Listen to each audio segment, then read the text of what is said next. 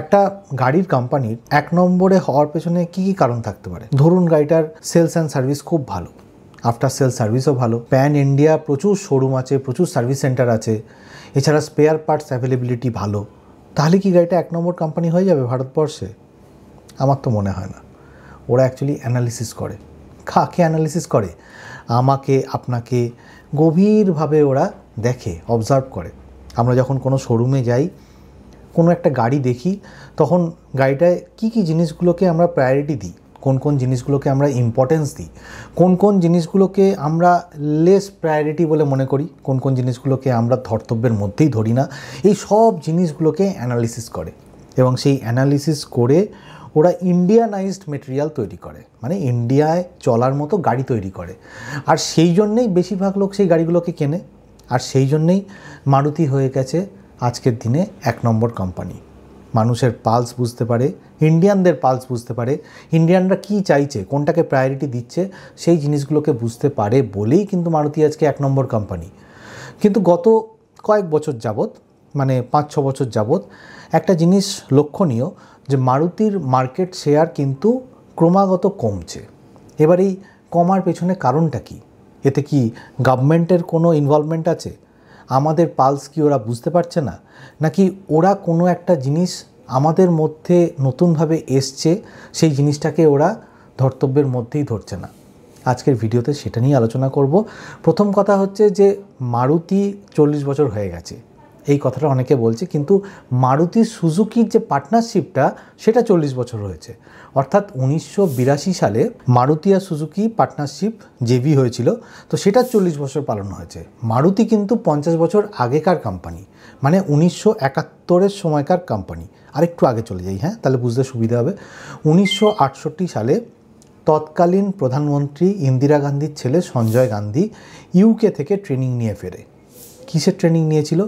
Roles and রয়েসের যে কার manufacturing company আছে, সেখানে গাড়ি কিভাবে ম্যানুফ্যাকচারিং হয়ে থাকে সেইটার বিষয়ে সঞ্জয় গান্ধী ট্রেনিং নিয়ে ভারতে ফিরে আসে 1968 সালে। এবার ফিরে এসে উনি ভাবেন যে অটোমোবাইল প্রজেক্ট নিয়ে উনি কাজ করবেন। এবার প্রজেক্ট নিয়ে যখন কাজ করতে হবে, তখন কি করতে হবে? একটা গ্যারেজ অ্যাটলিস্ট ভাড়া নিতে হবে। তো দিল্লিতে উনি একটা গ্যারেজ ভাড়াও নিলেন। 1970 সালে গভর্নমেন্টের তরফ থেকে সঞ্জয় গান্ধী একটা অর্ডার পেলেন, 50,000 গাড়ি বানানোর একটা অর্ডার পেলেন। এবার গাড়ি তো বানাতে হবে, কিন্তু গাড়ি বানাতে গেলে তো ফ্যাক্টরি লাগবে। এবার গ্যারেজ তো আর ফ্যাক্টরি হতে পারে না। তো সেই জন্যে উনি 297 একর জমি নিয়ে হরিয়ানাতে একটা প্লান্ট ফরমেশন করলেন, প্লান্ট বানালেন সোজা কথায়। এবার সেখানে গাড়ি বানাবেন। এবার সেটার তো একটা কোম্পানির নাম দিতে হবে। তো সেই কোম্পানির নাম দিলেন উনি মারুতি উদ্যোগ লিমিটেড, যেটা 1971 সালে প্রতিষ্ঠিত হয়, এবং তার প্রথম এমডি হলেন সঞ্জয় গান্ধী। এবার 50,000 গাড়ি তৈরির সময় উনি যে গাড়িটা ডিজাইন করলেন, যেটাকে মারুতির প্রোটোটাইপ বলা হচ্ছে, সেই প্রোটোটাইপটার চেসিসটা উনি ডিজাইন করেন। আর ট্রায়াম্ফ যে বাইকের কোম্পানি আছে, ওখান থেকে একটা ইঞ্জিন নিয়ে ওই মারুতি প্রোটোটাইপে উনি লাগিয়ে দেন। কিন্তু এই মারুতি প্রোটোটাইপটা যখন ফিজিবিলিটি টেস্ট হয়, তখন সেটা আটারলি ডিসঅ্যাপয়েন্ট করে, মানে এটা ফেল হয়ে যায়। অর্থাৎ মারুতির যে প্রোটোটাইপটা আছে সেটা আর সাকসেসফুল হয় না। কিন্তু তা সত্ত্বেও 1974 সালে মারুতি উদ্যোগ লিমিটেডকে ইন্ডাস্ট্রিয়াল কার ম্যানুফ্যাকচারিং করার জন্যে লাইসেন্স দিয়ে দেওয়া হয়। এবার 1975 সাল আসে, তখন জরুরি অবস্থা বা এমার্জেন্সি শুরু হয়, আপনারা জানেন। এবার এটাও আপনারা জানেন যে 1975 সালে যখন এমার্জেন্সি আরম্ভ হয়, তখন সঞ্জয় গান্ধীর কিন্তু ওই এমার্জেন্সি সিচুয়েশানে অ্যাক্টিভ ইনভলভমেন্ট ছিল। তো তার ফলে কি হয়, মারুতি উদ্যোগের যে সমস্ত প্রজেক্টগুলো ছিল, সেই সমস্ত প্রজেক্টগুলো কিন্তু ফেল করতে থাকে। আলটিমেটলি 1980 সালে সঞ্জয় গান্ধী প্লেনের যে ক্র্যাশ হয়, আপনারা সবাই জানেন, সেখানে উনি মারা যান। কিন্তু 1980 সালের পরে ইন্দিরা গান্ধী, ওনার মা, এটা নিয়ে ভাবনা চিন্তা করেন যে মারুতি উদ্যোগ কোম্পানিটা হচ্ছে সঞ্জয় গান্ধীর ড্রিম প্রজেক্ট। অর্থাৎ ইকোনমিক রেটে মানুষের ঘরে ঘরে গাড়ি পৌঁছে দিতে হবে, সেটাই তো সঞ্জয় গান্ধীর স্বপ্ন ছিল। তো ইন্দিরা গান্ধী সেটা সাকসেসফুল করার জন্যে কোম্পানিটাকে রিভাইভ করার চেষ্টা করে। তো রিভাইভ করতে গেলে কি করতে হবে? অন্য লোককে এখানে ইনভেস্ট করার জন্য আমন্ত্রণ জানাতে হবে। তো উনি আমন্ত্রণ জানাতে লাগলেন অনেক কোম্পানিকে। এবার তার মধ্যে সুজুকি, যে জাপানের কোম্পানিটা ছিল, তারা সেই ডাকে সাড়া দিল এবং 1982 সালে অক্টোবর মাসে 26% একটা শেয়ার কিনে নিল সুজুকি কোম্পানি। অর্থাৎ 1982 সালেই মারুতি সুজুকির একটা জেভি বা জয়েন্ট ভেঞ্চার তৈরি হয়ে যায়। এবার 1983 সাল মারুতির 800 লঞ্চ হয়ে গেল। 1984 সাল মারুতির যে ভ্যান গাড়িটা আছে, যেটাকে আপনারা মারুতি ওমনি বলে থাকেন, সেই গাড়িটা লঞ্চ হয়ে গেল। 1985 সালে মারুতি জিপসি লঞ্চ হলো। তারপরে এস্টিম, অল্টো, ওয়াগানার, জেন, অনেক গাড়ি লঞ্চ হলো এবং প্রত্যেকটা গাড়ি সুপারহিট। 1992 সালে সুজুকি কোম্পানি মারুতিতে তাদের যে স্টেকটা আছে বা ইকুইটিটা আছে সেটা 50%-এ ইনক্রিজ করে দিল এবং 2013 সালে সেই পার্সেন্টেজটা গিয়ে দাঁড়ালো 56.21%-এ।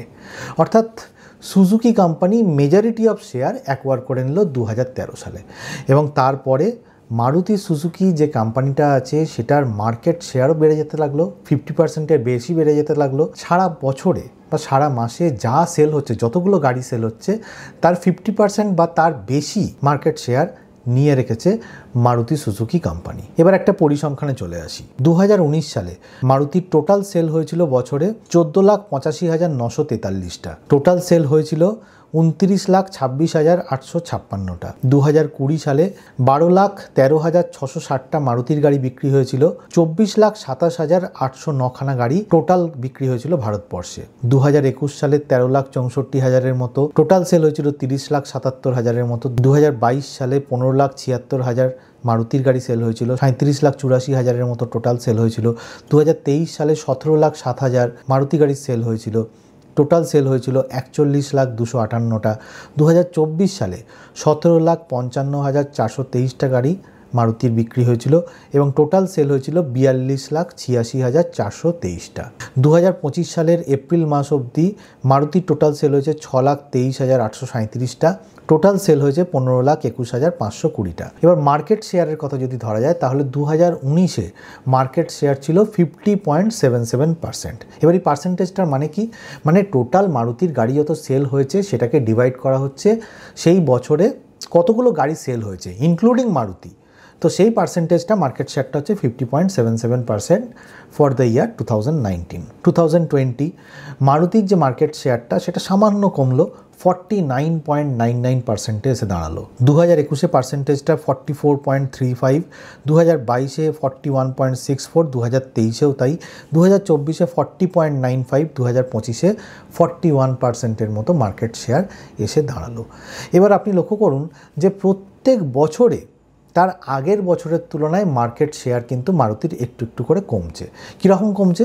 2019-এ যেখানে মার্কেট শেয়ারটা ছিল 50.77%, 2020-তে গিয়ে দাঁড়ালো 49.99%, অর্থাৎ 0.78%-এর মতো মার্কেট শেয়ার ডিক্রিজ করলো। 2021-এ মার্কেট শেয়ারটা 5.64% মতো ডিক্রিজ করলো।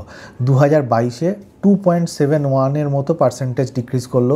2023-এ কোনো চেঞ্জ হয়নি, কিন্তু 2024-এ 0.69% মতো মার্কেট ডিক্রিজ করলো। অর্থাৎ বুঝতে পারছেন মারুতির মার্কেট শেয়ারটা কিন্তু দিনকে দিন কমছে। এবার তার মানে কি মারুতির পায়ের তলা থেকে জমি সরে যাচ্ছে? ঠিক এই জায়গায় আপনি দুটো জিনিস নিয়ে আমার সাথে চ্যালেঞ্জ করবেন। আপনি প্রথমেই বলবেন যে 2019 সাল দেখুন 14,85,000, 2020 সালে 12,13,000-এর মতো মারুতির সেল হয়েছে, একটু কমেছে, কিন্তু ওভারঅল সেলও তো কমেছে। কিন্তু 2020-র পর থেকে যত বছরগুলো গেছে ততই কিন্তু মারুতির সেল উত্তরোত্তর বৃদ্ধি পেয়েছে।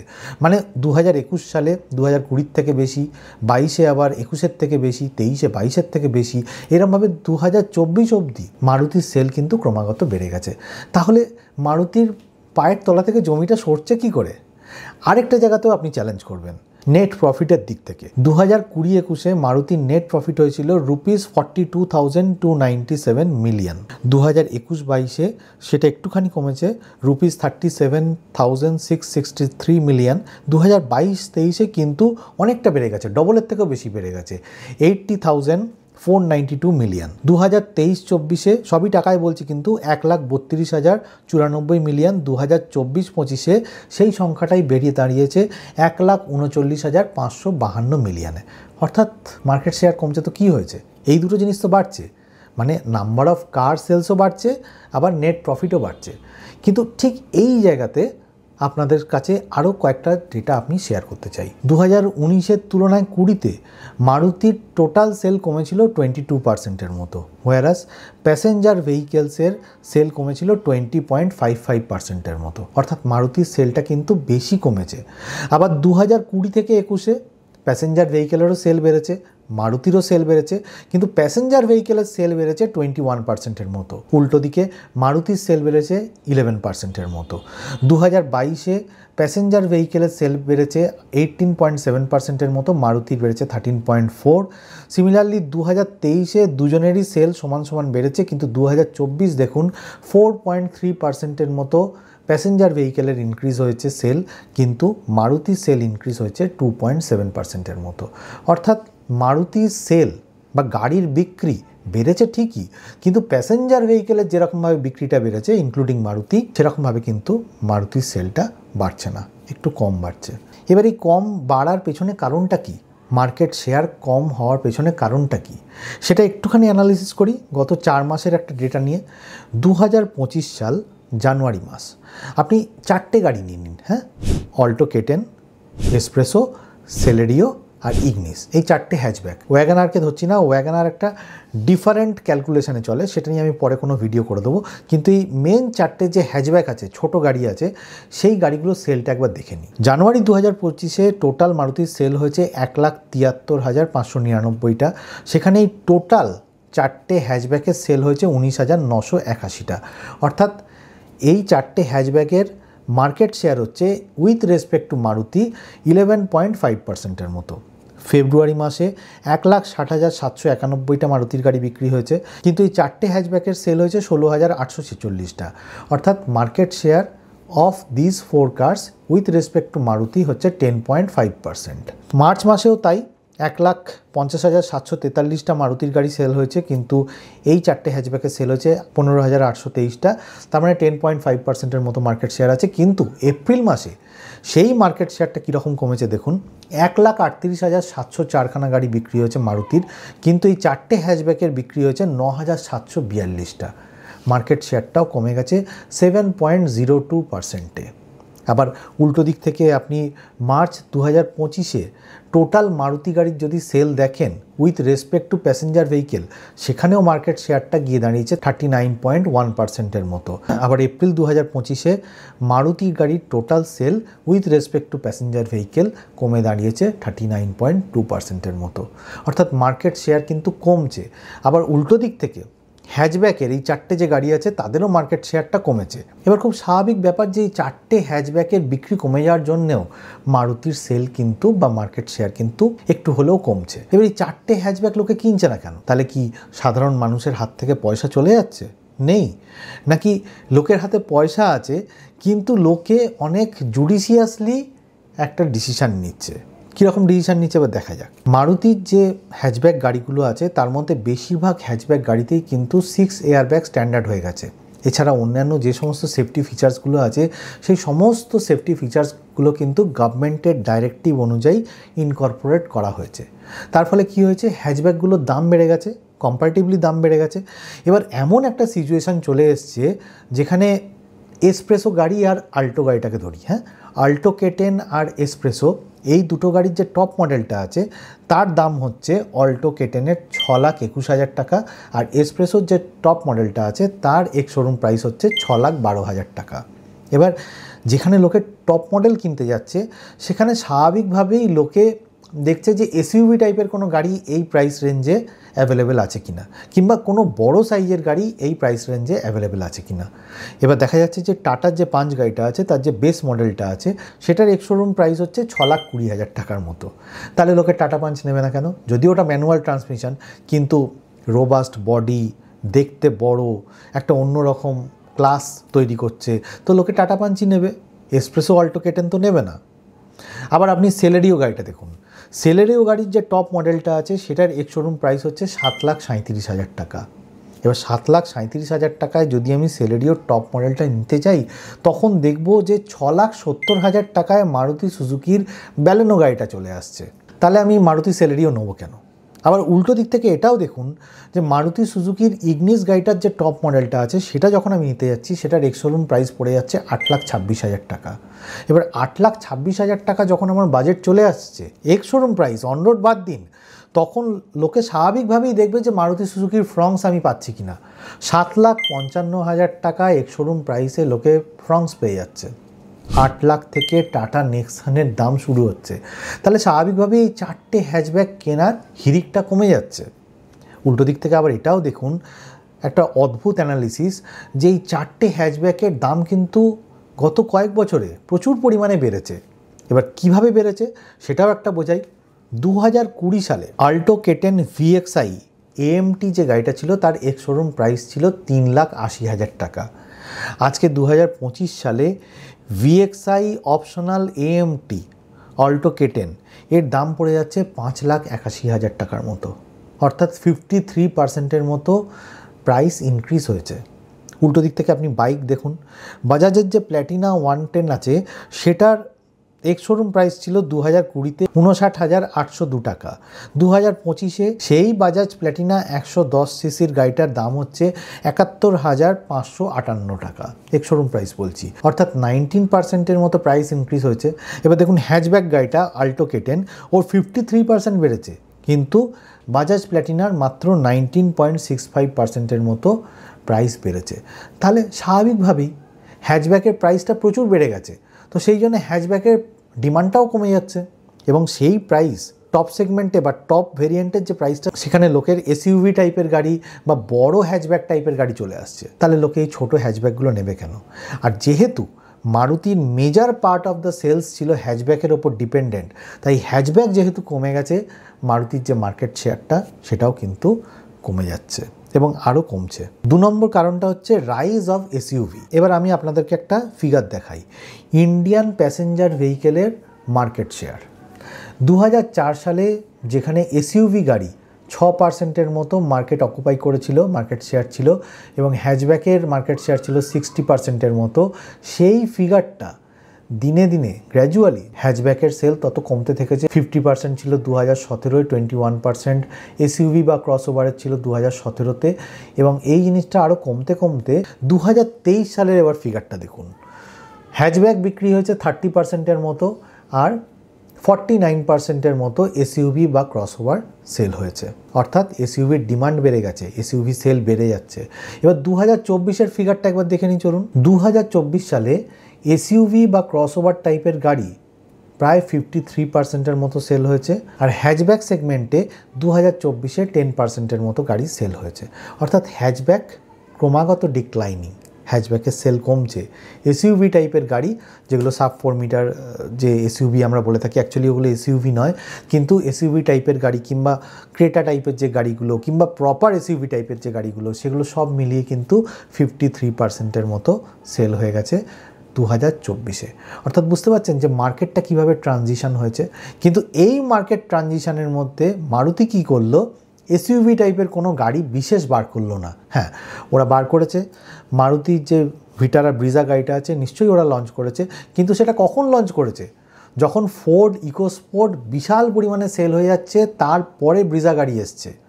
আবার ওদের যে গ্র্যান্ড ভিটারা গাড়িটা, সেটাও তো অনেক দেরি করে মার্কেটে প্রবেশ করেছে। ক্রেটা ডাস্টার যখন মার্কেট লিড করছে, তার অনেক পরে গিয়ে গ্র্যান্ড ভিটারা লঞ্চ করেছে।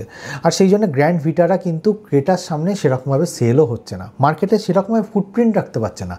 ব্রিজা ভালো সেল হচ্ছে, কিন্তু এদের যে আরেকটা প্রপার এসইউভি গাড়ি আছে জিমনি, সেই জিমনি গাড়ি তো সেরকমভাবে সেলই হচ্ছে না।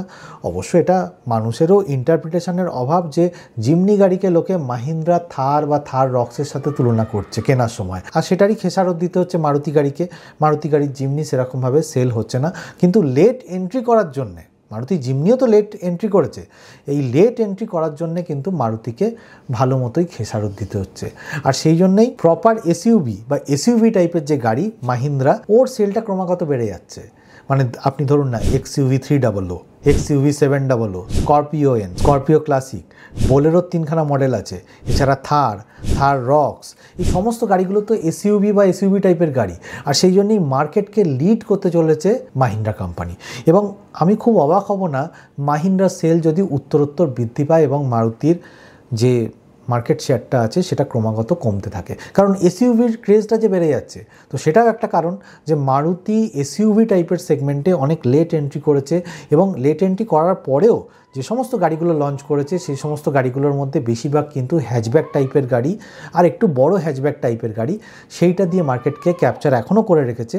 কিন্তু এসইউভি যখন লোকে আরও বুঝতে শুরু করবে, এসইউভির প্রতি ক্রেজটা যখন আরও বাড়তে শুরু করবে, তখন কিন্তু মারুতির মার্কেট শেয়ারটা আস্তে আস্তে আরও কমতে আরম্ভ করবে। তো এটাও একটা কারণ। এবার 3 নম্বর কারণে চলে যাই। মারুতির ব্যাপারে একটু পরে আসছি। মাহিন্দ্রার দেখুন XCV9, B6, এগুলো হচ্ছে কি ইলেকট্রিক ভেহিকেলস। এই গাড়িগুলোকে কিন্তু মাহিন্দ্রা লঞ্চ করে ফেলেছে, এবং এই গাড়িগুলো কিন্তু আস্তে আস্তে রোল আউট করা শুরু করেছে, বিক্রি হওয়া শুরু করেছে। অর্থাৎ ইলেকট্রিক ভেহিকেল সেগমেন্টে মাহিন্দ্রা কিন্তু ফুটপ্রিন্ট রেখে দিয়েছে। হ্যাঁ, আপনি বলবেন যে কিয়া, হুন্ডাই এদেরও দামি সেগমেন্টে গাড়ি আছে, কিন্তু ইকোনমিক সেগমেন্টে টাটা কোম্পানি আছে। টাটার যে নেক্সন আছে, পাঞ্চ আছে, টিগর আছে, টিয়াগো আছে, এই গাড়িগুলোরও তো ইভি বেরিয়ে গেছে। সুতরাং এই গাড়িগুলোও কিন্তু ইলেকট্রিক ভেহিকেলস, যেটা ফিউচার বলা হচ্ছে প্যাসেঞ্জার ভেহিকেল সেগমেন্টে বা ভেহিকেল সেগমেন্টে, সেই জায়গাটা আস্তে আস্তে ক্যাপচার করতে শুরু করে দিয়েছে। এছাড়া এমজিও ওদের যে উইন্ডসার আছে, উইন্ডসার প্রো আছে, সেগুলো দিয়ে ভালো কাজ করতে শুরু করে দিয়েছে। তো সেই জায়গায় দাঁড়িয়ে মারুতির কিন্তু কোনো ইলেকট্রিক ভেহিকেলস নেই। হ্যাঁ, আপনারা বলবেন যে কেন, ভিটারা তো আসছে। এবার ভিটারা প্রথমে ঠিক ছিল যে মার্চ মাসে আসবে, তারপর শোনা গেল যে মে মাসে আসবে, মে 2025-এ। এখন শোনা যাচ্ছে সেপ্টেম্বর 2025-এ আসবে। ভিটারা যে কবে আসবে তার কোনো গ্যারান্টি নেই। মাঝখান থেকে যদি ভিনফাস্ট মার্কেটে ঢুকে যায়, বিওয়াইডি যদি মার্কেট লিড করতে আরম্ভ করে, এমজি তো অলরেডি সেল বাড়তে শুরু করে দিয়েছে, এমজিও যদি উইন্ডসার আর উইন্ডসার প্রো দিয়ে মোটামুটি মার্কেট ক্যাপচার করতে শুরু করে, তাহলে মারুতির মার্কেট শেয়ার তো আরও কমতে শুরু করবে। সুতরাং এটাও একটা কারণ মারুতির মার্কেট শেয়ার কমার পেছনে। এবার 4th কারণটায় চলে যাই। 2020-তে যখন BS6 নর্মটা লাগু হলো, সে সময় মারুতি কী করলো, ওদের যে ডিজেল মডেলগুলো আছে সেগুলোকে ডিসকন্টিনিউ করে দিল। কেন? ডিজেল কি অন্য কোনো কোম্পানির নেই? কিয়ার আছে, হুন্ডাইয়ের আছে, মাহিন্দ্রার আছে, টয়োটারও যে বড় বড় গাড়িগুলো আছে সেগুলোও এখনও ডিজেল ফুয়েলে চলে। এছাড়া টাটার গাড়িতে ডিজেল আছে। তো মারুতি কী দোষ করলো ভাই যে মারুতির ডিজেল গাড়িটা ডিসকন্টিনিউ করে দিল? আর ডিসকন্টিনিউ করলো তো করলো, তারপর থেকেই দেখুন যে একটা মার্কেট শেয়ার কমতে শুরু করেছে। আপনি দেখুন 2020 সালে মারুতি ডিসকন্টিনিউ করে দিল ডিজেল গাড়ি, 49.99, একটু তো কমেই ছিল। তারপর একবারে 44-এ চলে এলো 2021-এ, তারপর 41-এ চলে এলো 2022-23-এ, 24-এও 41%-এর মতো মার্কেট শেয়ার। অর্থাৎ মার্কেট শেয়ারটা যে কমেছে তার পেছনে অন্যতম কারণ হচ্ছে এই ডিজেল গাড়িটাকে ডিসকন্টিনিউ করে দেওয়া। আর 5th যে পয়েন্টটা, সেটা কিন্তু খুব ভাইটাল পয়েন্ট। সেটা হচ্ছে যে এই যে Bharat NCP crash test, tata Mahindra Bharat NCP crash টেস্টে যে কটা গাড়ির টেস্টিং হয়েছে সব কটা 5 স্টার রেটিং পেয়েছে। হ্যাঁ, আপনি বলবেন যে সিট্রয়েনের যে ব্যাসাল্ট গাড়িটা আছে সেটা 4 স্টার রেটিং পেয়েছে, কিন্তু মারুতির শুধুমাত্র ডিজায়ার যে গাড়িটা আছে সেটাই ক্র্যাশ টেস্টে 5 স্টার সেফটি রেটিং পেয়েছে। মারুতির অন্যান্য যে সমস্ত গাড়ি আছে, মারুতির তো সবথেকে বেশি গাড়ি আমাদের ইন্ডিয়ান মার্কেটে, তো সেই সমস্ত গাড়িগুলোর ক্র্যাশ টেস্ট রেটিং আগে হয়েছে কোনো এক যুগে, সেগুলো ভালো ক্র্যাশ টেস্ট নয়। কোথাও 2 স্টার, কোথাও 3 স্টার, কোথাও 0 স্টার, কোথাও 1 স্টার, 5 স্টার আর কেউ পায়নি। শুধুমাত্র এই ডিজায়ার গাড়িটাই যেটা আছে সেটা 5 স্টার রেটিং পেয়ে রেখেছে। তো এখন মারুতিরও সময় এসছে যে সমস্ত গাড়িগুলোকে ক্র্যাশ টেস্ট করিয়ে 5 স্টার রেটিং আনা, এবং তার আগে উপযুক্ত ব্যবস্থা নেওয়া যাতে এই গাড়িগুলো ক্র্যাশ টেস্টে গিয়ে 5 স্টার রেটিং পায়। অর্থাৎ এই যে 5টা কারণ আছে যেগুলো সম্পর্কে আলোচনা করলাম, এই 5খানা কারণের জন্যেই কিন্তু মার্কেট যে শেয়ারটা সেটা মারুতির ক্রমাগত কমছে। এবং এরকমভাবে যদি চলতে থাকে, মারুতি যদি ইম্প্রোভাইজ না করে, নতুন জিনিস না আনে, সময়ের সাথে যদি মানিয়ে না নেয়, কাস্টমারের যদি পালস না বুঝতে পারে, তাহলে মার্কেট শেয়ার কিন্তু আরও কমতে থাকবে। তো আজকের ভিডিওতে এটুকুনি বলার ছিল। ভিডিওটা যদি ভালো লাগে তাহলে লাইক, শেয়ার, কমেন্ট করবেন আর সাবস্ক্রাইব করে নেবেন আমার চ্যানেলটা। আমি অটোমোবাইল রিলেটেড ভিডিও নিয়ে মাঝে মাঝেই আসতে থাকি এই চ্যানেলে। আর যারা 4 হুইলার চালান তারা সিট বেল্ট পরবেন, যারা 2 হুইলার চালান হেলমেট পরবেন। খুব ভালো থাকবেন, বাই।